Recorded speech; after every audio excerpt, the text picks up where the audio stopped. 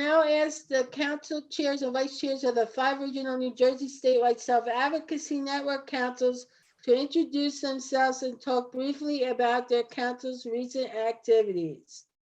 Now starting with Council 1. Hello, my name is Kevin White. I'm from Mercer County. I'm the council chairman of Council 1. And so in November, Council 1 Council 1 members taught a class at Seton Hall University advocates, spoke in a group of graduate students who are training to work in the healthcare setting. We spoke to the students about how to help patients with disability advocates in medical setting, how to support self-advocacy in their work, and other tips how to interact with the treat patients with disabilities. In March, I launched a birthday fundraiser for Council 1 on Facebook. In the past, this has been very successful. We hope to raise funds again this year. I also drafted a appeal letter to reach out to the several auto body shops in the Council 1 area to present a fundraiser idea. Also in March 2022, my fellow New Jersey Self-Advocacy Network members and I celebrated the Disability Awareness Month by meeting with the state of the government's office to discuss several issues, including the housing, transporting, improvements, and alternates to guardianships.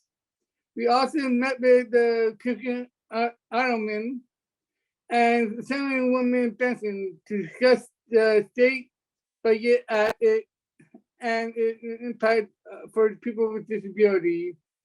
I continue to present Council 1 at DDD quarterly statewide commitment meetings, which are great opportunity to speak directly to the DDD leadership about the needs of people with IDD.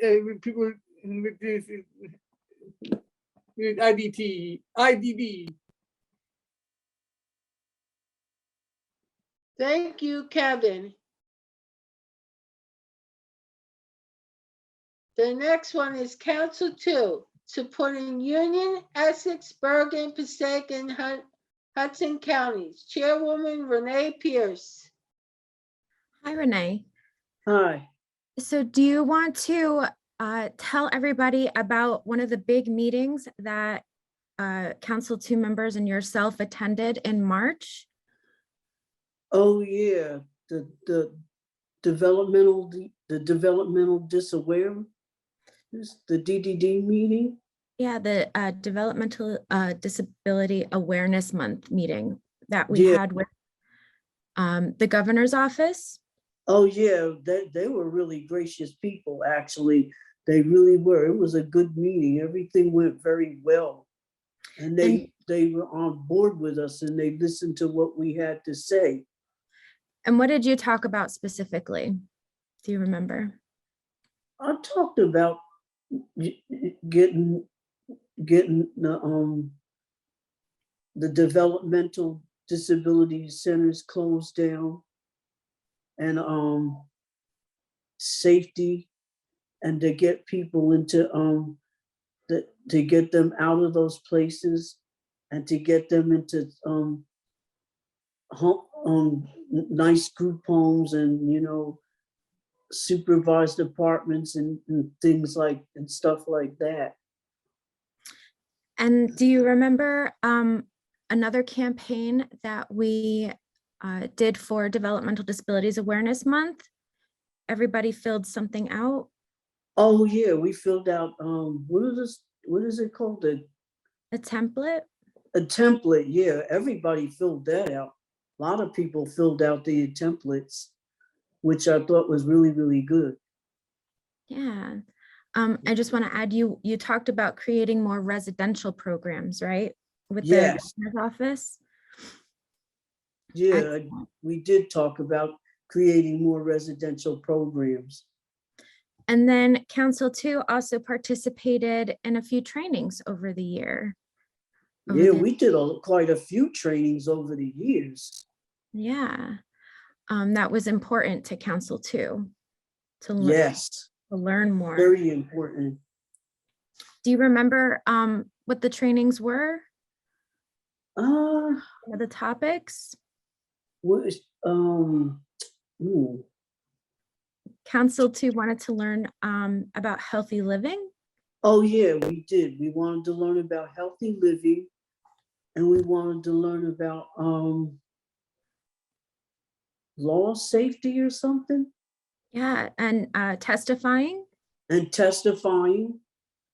And you're such a great support to have for Council 2 because of your experience with testifying. So we've used your previous testimonies as examples in our trainings. Yeah, and we used someone else's too. We used a couple of people's, quite a few people's testimony in those hearings. Yeah, we're so lucky to have so many fantastic advocates that we can pull such fantastic examples from. And I know Council 2 is especially thankful for that. Yeah, and I can remember the times when we first started those trainings. Yeah, excellent, Renee. Mm. Is there anything else you wanted to add about what Council 2 has done?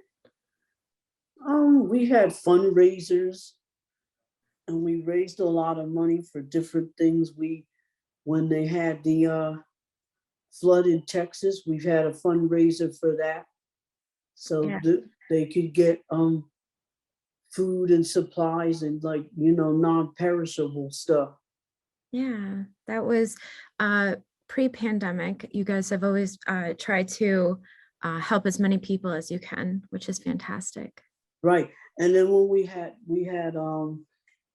sent some holiday cards to the people that were in those developmental disability centers. Yeah. Yeah, we sent nice holiday cards to them. Yeah, we try to contribute to the letter writing campaigns to the governor, and Oh, yeah, yes. definitely. Thank you so much, Renee. Oh, excuse me, there's one more thing I wanted to say that this month it's National Autism Awareness Month. Yeah, and we have our Council 2 meeting later on this month, so maybe we can do something special for that as well. Yeah, but I want to thank everybody too. I want to thank all the self-advocates and Tom Bafuto and all of these people that we work with, because that's how we come together and work together as a team. And I want to see that, always continue. And I thank Evelyn Raimondo for what she's doing too. And, all of the advisory board people for what they're doing and what we're all continuing to do. Excellent. Thanks so much, Renee. You're welcome. Thank you, Renee, and thank you for your compliment. So now we will go to Council 3, supporting Middlesex, Somerset, Mercer, Ocean, and Monmouth counties, presented by Vice Chair Jennifer Muldoon. Okay, Council 3 has been very active this year. Our independent advocate Evelyn Raimondo testified at the FY 23 state budget hearing with the Assembly Budget Committee for wage increase for DSPS and supervised members also met with staff from the governor's office to decrease the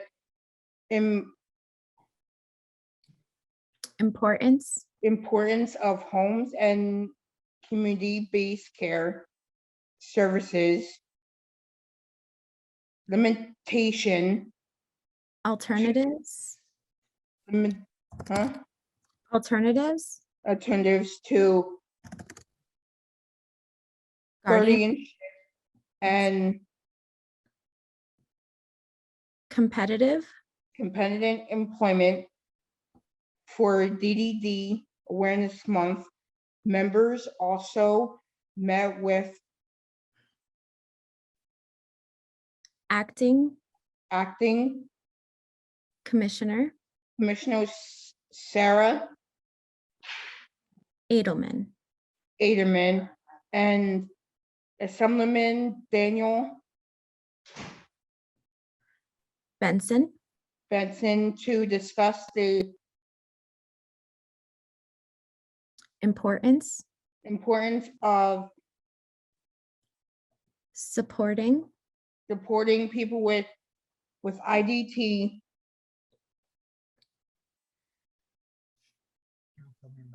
council members in continuing to participate in active campaigns online as well. Thank you, Steve. Thank you, Jennifer and Council 3. Okay, Council 4 supporting Camden, Burlington, and Gloucester counties. Thank you, Evelyn. We are actually joined today by Pam King, who is an independent advocate with Council 4. So Pam, I'll turn it over to you to deliver the Council 4 update. I represented Council 4 at the meeting with the governor's office on March 22nd and the Developmental Disability Awareness Month celebration on March 29th. Both meetings were great opportunities to discuss issues that affect the disability community statewide. I was proud to show recommendations for making positive changes around housing programs and transportation with state-level decision makers.